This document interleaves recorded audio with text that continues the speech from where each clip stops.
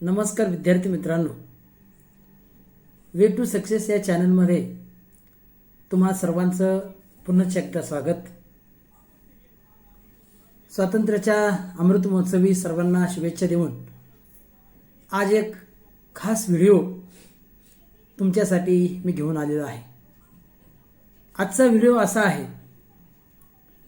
की आपल्या महाराष्ट्रातील विशेषतः ग्रामीण भागातील मुलं इंजिनिअरिंग ॲडमिशन म्हटलं की फक्त CET देणे आणि महाराष्ट्रातील प्रायव्हेट किंवा सेमी प्रायव्हेट इंजिनिअरिंग कॉलेजला ॲडमिशन घेणं. गेली काही दिवसापासून मात्र विद्यार्थी CET बरोबर JEE मेनची परीक्षा देतात.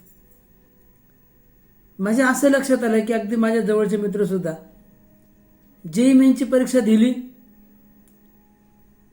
80, 85, 90% तिला मार्क पडले. पुढे ॲडव्हान्स परीक्षा दिली. आता ॲडव्हान्स परीक्षा ही खूप किचकट असते, त्याच्यामुळे फक्त थोडीच मुलं ती ॲडव्हान्स परीक्षा क्वालिफाय होतात. आणि मग जी मुलं JEE मेन्सला चांगले मार्क पडलेले आहेत ती मुलं पुढं या JEE मेन्सच्या मार्काचा कुठल्याही प्रकारचा जास्तीचा फायदा न घेता सरळ महाराष्ट्रातील CET कॉलेजमध्ये CET थ्रू इंजिनिअरिंग कॉलेजमध्ये ॲडमिशन घेतात.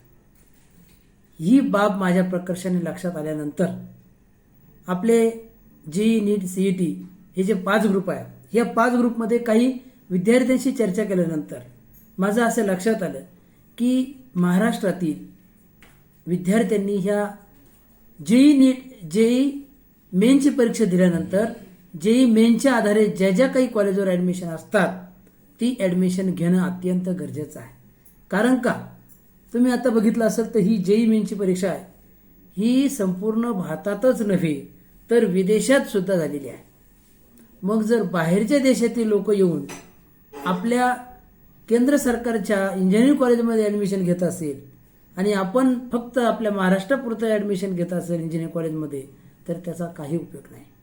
म्हणून या ठिकाणी आजचा हा व्हिडिओ मी आपणासमोर मांडणार आहे. JEE मेन्स परीक्षा दिली, त्याच्यानंतर गेली 3 दिवसात आपण JEE ॲडव्हान्ससाठी ॲप्लिकेशन केलं. काहींनी केलं असेल, काहींनी केलं नसेल. JEE ॲडव्हान्सची परीक्षा झाल्यानंतर जे क्वालिफाय होतील ते IIT साठी पात्र होतील आणि जे क्वालिफाय होणार नाहीत परंतु ज्यांना JEE मेन्सला चांगले मार्क आहेत, साधारणतः 70% पासून 80, 85, 90% पर्यंत ज्यांना ज्यांना चांगले मार्क आहेत, 90च्या पुढच्यांनी तर 100%, जरी तुम्ही ॲडव्हान्स क्वालिफाय झाला नाही तरी NIT मध्ये तुम्हाला चांगलं कॉलेज मिळू शकतं. आता बऱ्याच जणांची शंका अशी आली की सर याच्यामध्ये डिटेल सांगा, नेमकं काय आहे, NIT मध्ये ॲडमिशन घ्यायचं कसं. तर पहिली गोष्ट तुम्हाला या ठिकाणी मी कन्फर्म करून सांगतो, ही गोष्ट तुम्ही लक्षात ठेवा की JEE मेन्स आणि ॲडव्हान्स परीक्षा दिल्यानंतर आपल्याला 114 इन्स्टिट्यूटमध्ये सहभागी होता येतं. आता मी थोडं IITचा विषय बाजूला ठेवतो, कारण मगाशी सांगितल्याप्रमाणे बरेचशी मुलं JEE ॲडव्हान्स काही क्लिअर होत नाही, परंतु जे NITची परीक्षा JEE मेन्सची परीक्षा दिलेली आहे आणि त्यांचा चांगला स्कोअर आलेला आहे त्यांच्यासाठी मी या ठिकाणी सांगतो की तुम्ही जोसा ह्या वेबसाईटवर गेलं पाहिजे. जेव्हा JEE ॲडव्हान्सचा निकाल लागेल, तो निकाल तुमचा कसाही लागो, परंतु तुम्हाला जर JEE मेन्सला चांगले मार्क आहेत तर तुम्ही जोसा ही जी काउन्सिलिंग वेबसाईट आहे, ह्या काउन्सिलिंग वेबसाईटवर तुम्ही गेलं पाहिजे. कारण ती काउन्सिलिंग वेबसाईट अशी आहे की 114 इन्स्टिट्यूटचं ॲडमिशन घेते. त्यामध्ये 23 IIT हे JEE ॲडव्हान्सवर ॲडमिशन होतात आणि जे NITवर ॲडमिशन होतात, खास करून आजचा व्हिडिओ आहे त्यात मी तुम्हाला महत्त्व सांगतो की 31 म्हणजे 31 नॅशनल इन्स्टिट्यूट ऑफ टेक्नॉलॉजी, त्याच्यामध्ये महाराष्ट्रात नागपूर येतं.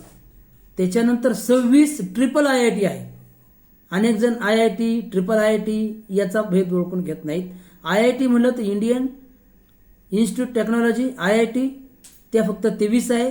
त्याच्यावर ॲडमिशन JEE ॲडव्हान्स क्वालिफाय असेल तर मिळतं. मात्र जे 26 ट्रिपल IIT आहेत त्यांचं नाव आहे इंडियन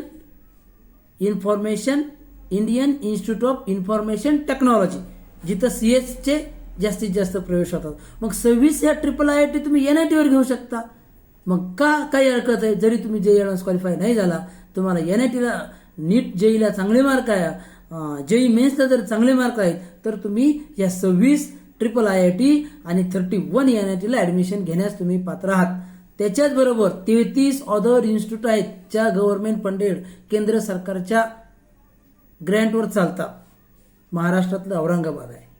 पुन्हा एकदा एक गोष्ट लक्षात ठेवतो, जरी मुली असतील फार लांब जायचं त्यांची तयारी नसेल तर IIT मुंबई महाराष्ट्रात आहे, NIT नागपूर महाराष्ट्रात आहे, ट्रिपल IIT पुणे महाराष्ट्रात आहे आणि इलेक्ट्रॉनिक इंजिनिअरिंग हे गव्हर्नमेंट केंद्र सरकारचं औरंगाबाद या ठिकाणी जे 33 कॉलेज मी सांगितले त्याच्यातले ते आहेत.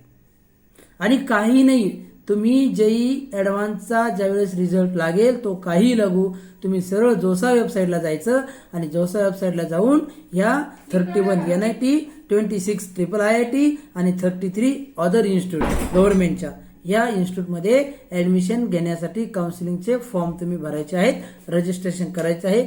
फार काही अवघड प्रक्रिया नाही आहे. आणि एवढं करून ज्या काही तुम्हाला NITला ॲडमिशन कसं घ्यायचं, NITचे कट ऑफ कोणते, ट्रिपल IIचे कट ऑफ कोणते, जे 33 अदर इन्स्टिट्यूट त्यांचे कट ऑफ कोणते, त्यांची फी कोणती, ह्या सर्व गोष्टी आपण जे 5 ग्रुप केले आहेत या ग्रुपवर मी आपल्याला शेअर करणारच आहे.